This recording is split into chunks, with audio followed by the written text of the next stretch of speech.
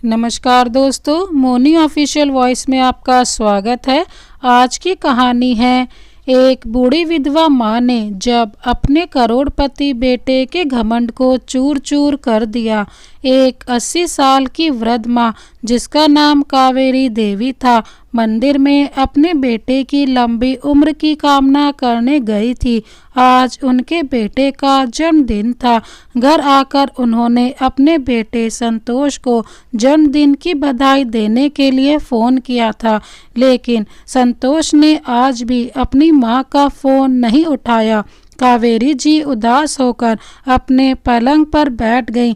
कावेरी जी के पति को स्वर्ग सिधारे बहुत समय हो गया था। उसने बचपन में खुद भूखे रहकर बेटे संतोष को खाना खिलाया, दूसरों के घरों में झाड़ू पोछा करके बेटे को अच्छे स्कूल में पढ़ाया, उसका पालन पोषण किया, दिन रात सिलाई का काम करके अपने बेटे की हर इच्छा पूरी करने की कोशिश करती।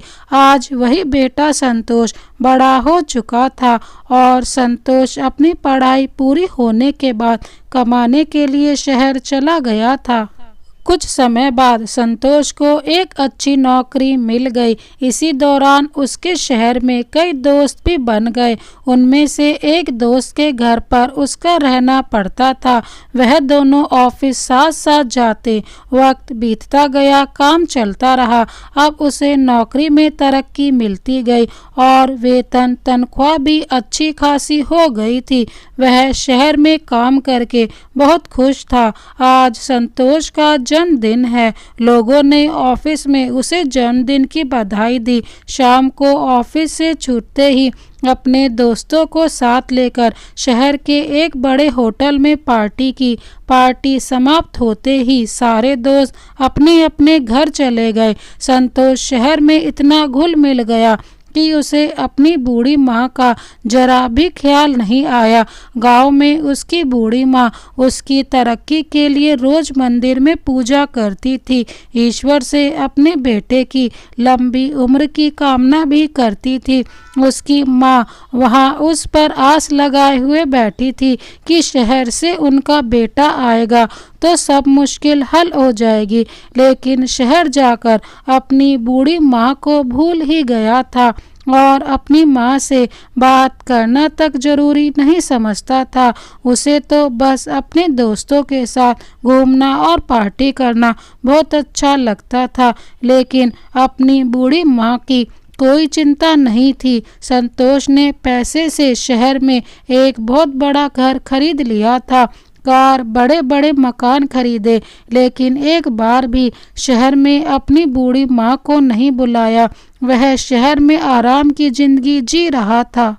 उसकी बूढ़ी माँ रोज उसे फ़ोन करती, लेकिन वो एक बार भी फ़ोन नहीं उठाता था। आज कावेरी जी अपने बेटे से बात करना चाहती थी, इसलिए उसको फ़ोन करती हैं, लेकिन अपनी माँ के बार बार फ़ोन करने की वजह से संतोष को बहुत गुस्सा आ रहा था।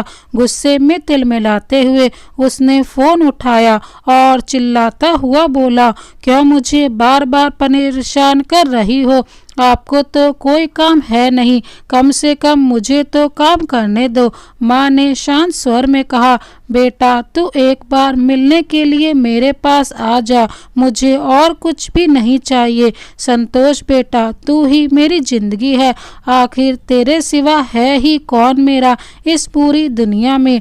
और वो बात करते करते फूट फूट कर रोने लगती है। बस बेटा एक बार आ जा अपनी माँ के लिए। लेकिन संतोष को अपनी माँ की कोई परवाह नहीं थी। उसे तो बस अपने पैसों का घमंड था, क्योंकि संतोष करोड़ों रुपए का मालिक बन चुका था। अब तो उसको माँ की हर बात बुरी लग रही थी, लेकिन फिर उसने शांत स्वर में कहा, ठीक है, मैं एक दिन आपको मिलने के लिए आ जाऊंगा। ठीक है। बेटे के शब्द सुनकर माँ दीवानों सी हो जाती है। आज बेटे के आने का दिन था। माँ बहुत खुश थी, बेटे का इंतजार कर रही थी। संतोष अपनी गाड़ी से घर पहुंचता है और जैसे ही बेटा घर के द्वार पर आता है, माँ बेटे को गले लगाती है, लेकिन बेटे पर माँ की ममता का कोई असर नहीं हुआ, क्योंकि उसको लाखों करोड़ों रुपए का घमंड जो था। आज कावेरी जी को खांसी हो रही थी तो संतोष अपनी माँ को बोलता है, माँ मुझसे थोड़ा दूर रहिए, कहीं मुझे भी इन्फेक्शन ना हो जाए। बेटे के मुंह से ऐसी बात सुनकर माँ उदास हो जाती है। तभी संतोष ने माँ को कहा, माँ तू हमेशा मुझे कहती है ना कि माँ का कर्ज इस दुनिया में कोई नहीं उतार सकता। आज मैं तेरे सारे कर्ज चुका दूंगा। बता कितना कर्ज है तेरा, तुझे क्या चाहिए? घर, गाड़ी, बड़े बड़े मकान, रुपए, सोना चांदी, जेवर, बता ऐसा क्या दूं जिससे तेरा कर्ज उतर जाए।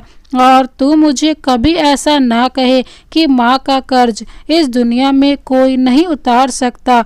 माँ ने बड़े आराम से कहा, बेटा ये घर, गाड़ी, बड़े बड़े मकान, सोना चांदी से तो मेरा कर्ज नहीं उतरेगा।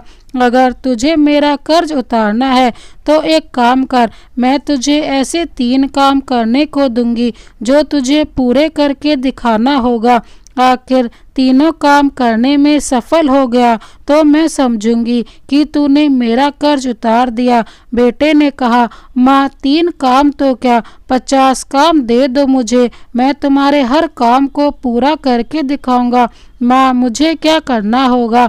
माँ ने आज बेटे को पहला काम दिया, जिसमें माँ के कहे अनुसार बेटे को 5 किलो वजन के पत्थर को एक कपड़े में लपेटकर उसे अपने पेट पर सुबह से लेकर शाम तक 24 घंटे तक बांधना था और फिर माँ के पास जाना था। माँ के कहे अनुसार बेटे ने एक पत्थर अपने पेट पर बांधा और वहाँ से चला गया।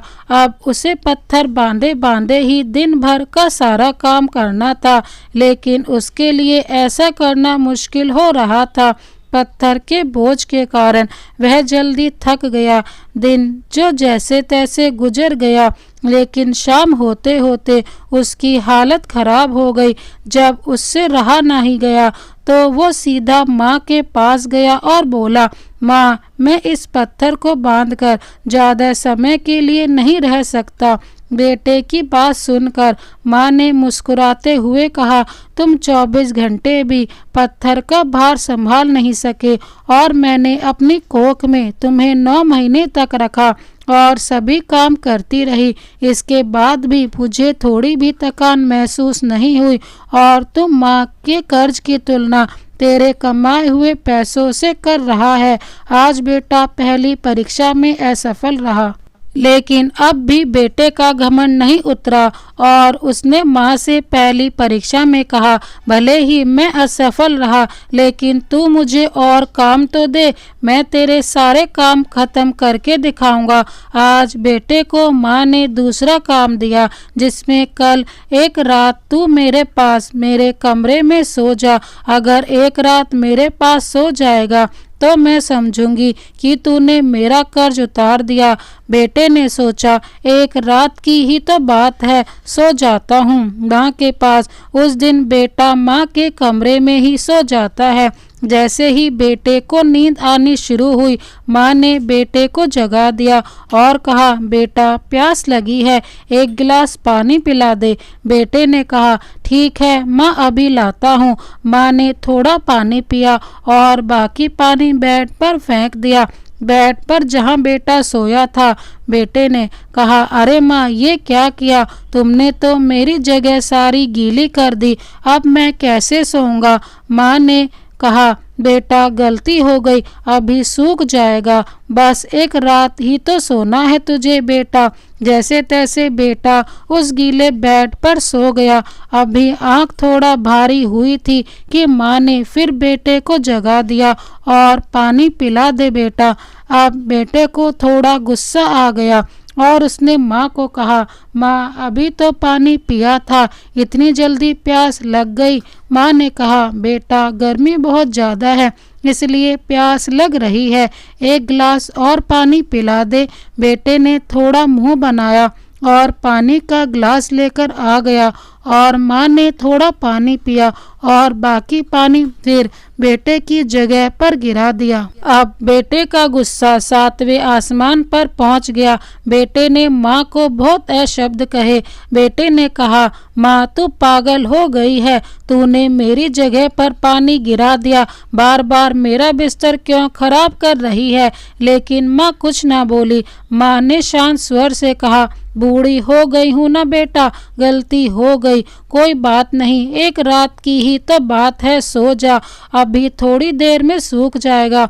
काफी देर तक नींद नहीं आई, लेकिन 1 घंटे बाद फिर नींद से बेटे की आंख भारी होने लगी और तभी माँ ने बेटे को फिर से उठा दिया और कहा, बेटा पानी। माँ ने इतना कहा ही था, बेटा झल्ला कर उठा और बोला, भाड़ में जाए तू और तेरा कर्जा, मैं जा रहा हूँ अपने कमरे में सोने। इतना सुनते ही माँ ने बेटे के गाल पर एक जोरदार तमाचा मारा और कहा, तू मेरा कर्जा उतारने चला था, एक बार मेरे कमरे में सो गया और मैंने सिर्फ 2 बार तेरा बिस्तर गीला कर दिया तो तू भाग रहा है यहाँ से। मैंने तो तेरा बिस्तर साफ पानी से गीला किया, लेकिन जब तू छोटा था तो मेरा बिस्तर अपने मल मूत्र से गीला करता था और मैं गीले में सोती थी और तुझे सूखे बिस्तर पर लिटाती थी। मैं सारी रात तेरी गंदगी में सोती थी, फिर भी मेरा प्यार तेरे लिए कम नहीं हुआ।